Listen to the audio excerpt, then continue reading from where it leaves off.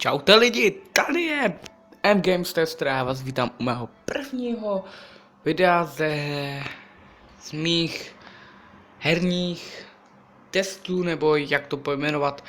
První hra, kterou jsem se rozhodl natáčet, a bude to i jako série, Kingdom Rush, což je jedna z nejlepších Tower Defense her, kterou jsem kdy hrál, ne-li nejlepší. A omlouvám se, jsem trochu nachlazený, teď budu možná i někdy kašlat, snad to nějak nevadí. Jo, asi víc to komentovat nemusím. Víc se dozvíme v té hře a víc se pustíme do hry. Ano, mám tu už jednu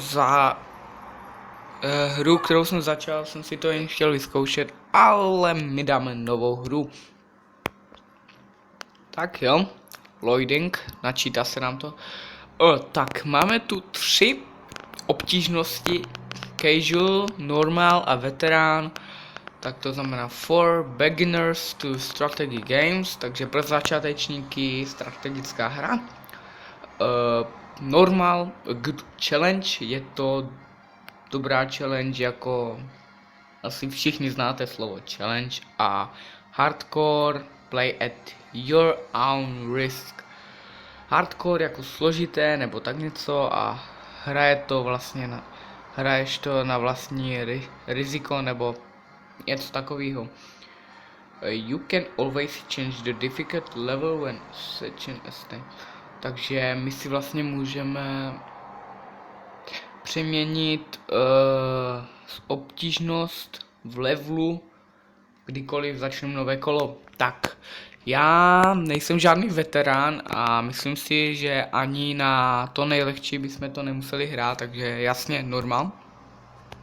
A uvidíme, co nás čeká. Tak jo, rovnou můžeme začít. Máme tu shop, hero room, upgrades a tu encyklopedii. Podíváme se do shopu. To, jak jsem začal hrát, tak to bylo nový a je to celkem dobrý. Hlavně ta bomba za 1000 a jo, jasně, dobrý. Gather games by playing the game.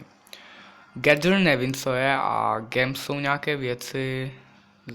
Jo, asi ty gather games budou ty diamanty. Dostaneme tím, že budeme hrát tu hru, a use games to buy special items. Takže použijeme tyhle ty diamanty ke koupi nějakých speciálních věcí. Dobrý, tak dáme down, podíváme se na hero room. Zatím nemáme žádného hero. Jinak do toho teďka vrážet peníze nebudu. Uvidíme jak někdy příště, ale budu mít zatím tyhle 3 hlavní hrdiny. A to mi stačí. Upgradey, to je asi to nejlepší v té hře. Je to úplně super, že tu dali upgradey, bez toho to by bylo celkem na nic. A to si budeme vylepšovat vlastně za ty hvězdičky, co dostaneme za splnění kola, podle toho, jak to dobře zvládneme. Encyklopedie, tu máme vlastně všechny ty věže, nebo ty stavby, které vlastně jsou ve hře a které použijem. A enemies jsou monstra, které uvidíme vlastně v hře. Dobrý. Je tu 5 lišt. A tipy. Tu jich 21 a každý tip dostaneme, omlouvám se, fuj, na co jsem to klikl, no thanks, omlouvám se, možná jste viděli nějakou rozmazanou obrazovku, protože se mi to někdy stává, když nenatáčím hru. Tak start here a select play mode here. Dobře. Takže to máme vlastně módy. Zatím máme odemknutou jednu. Logicky. Potom tu máme. Jo. Tohle číst nebudu. To pokud si chcete přečíst, tak si to stopněte a čtěte. A máme tu máme tu vlastně obtížnost a the battle. Tak. Tak omlouvám se za ten kašel zase. Je to hnus. Dobrý. Next, go it. všechno známe, build here, máme 265, tak koupíme lukostříly, tady kupuji vždycky nakonec nějaké ty obranné týpky a dáme tu ještě toto, jo, a můžeme začít. Tak jo, máme tu typ, jsou to malí zlí humanoidi, nebo já nevím jak to říct, žádnými schopnostmi nebo tak něco. Mají málo HP a středně speed, jakože jsou středně rychlí nebo hodně rychlí, já teď fakt nevím. Můžeme hnedka si dát dalších 6 goblinů. Jo, ti padají rychle, ti jsou jednodušší. První kolo úplně easy, to je jasný. Tak, dáme ještě tady nějakého lukostříla. V prvním kole můžu dávat jenom lukostříly, to jde v klidu. Jo, jasný, máme tu první schopnost, což jsou tihle dva válečníci a ty používám celkem často. Jsou celkem dobří a pomáhají hodně. První kolo je easy, to známe, ale potom přijdou ty další kola, která už nejsou fakt úplně o pohodičce, ale tam to je fakt hodně strategické, jelikož Tower Defense jsou všechny strategické, jedna míň, jedna víc. A máme tu orky, takže mají hodně zbroje, ale jsou strašně pomalí. Tak jo.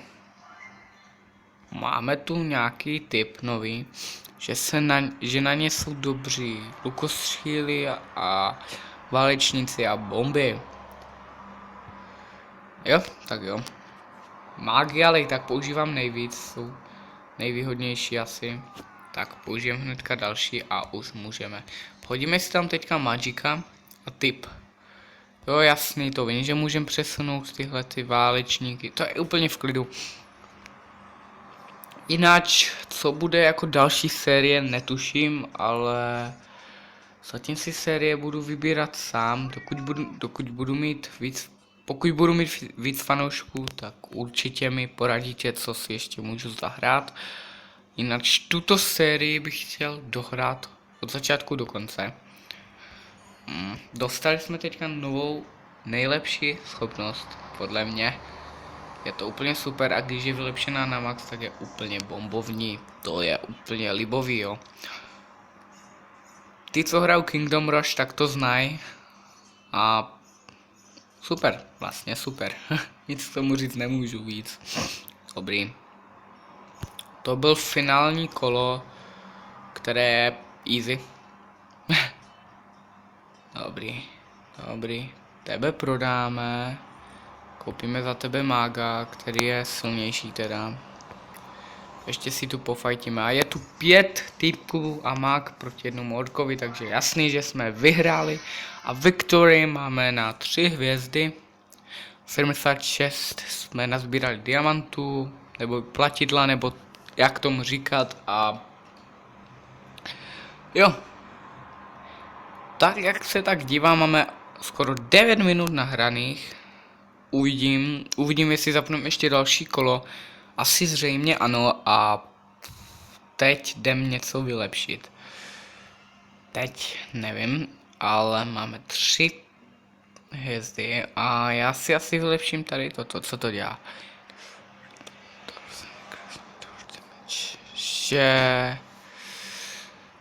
Že má větší damage ten meteor a ještě nevím, additional nevím co je, takže asi ještě k tomu 2 navíc meteory, což je celkem dobrý, takže koupíme tento upgrade a podívám se ještě na jiné. Co je toto? Value and salt. Jasný. Takže když to prodáme, tak o 90% více dostaneme těch penízků. Pokud to čtu dobře. Nevím. Jsou silnější ti mágové. Mají víc HP ti válečníci u těch budov teďka bereme.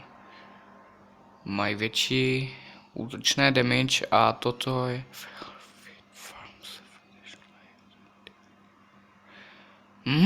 Takže oni vlastně budou ti farmáři jíst a tím oni dostanou víc HP na nějakou dobu a nějaké malé damage. Já si asi vylepším mágy, že budou silnější. To mi připadá dobrý a rychle si to můžeme resetnout. Teď nevím, jestli bych vám měl ukázat jeden nějaký mod, anebo jestli by jsme nešli rovnou na další kolo. Já ukážu teda ten mod nějaký, za který dostaneme každý jednu hvězdu. Tady toto je za 3 a ostatní mody jsou za 1 hvězdu. A jaký ukážeme? Mě osobně baví nejvíc ten mod, ten pěstní mod, nebo železná challenge a toto je heroic challenge. Železná mě nejvíc baví a to je kampaň. Jasný. Jináč kol je tu celkem dost a když projedeme vlastně finální kolo, tak se nám odemkne dalších celkem dost kol, takže tato hra je fakt na dlouho. Tady už si můžeme něco koupit, ale já si šetřím na tu velkou bombu, ta bude podle mě nejlepší. Tak dáme ještě jedno kolo. A nebo víte co, 12 minut máme nahraných, což mi připadá celkem v pohodě na natáčení a na vlastně tento díl první a v příštím díle půjdeme na pokračování, tak díky za zhlédnutí, pokud se vám video líbilo, dejte like a po případě odběr, pokud ho ještě nemáte a abyste nepřišli o další videa a my se uvidíme u dalších videí, ale u dalšího dílu ze hry Kingdom Rush. Čau čau.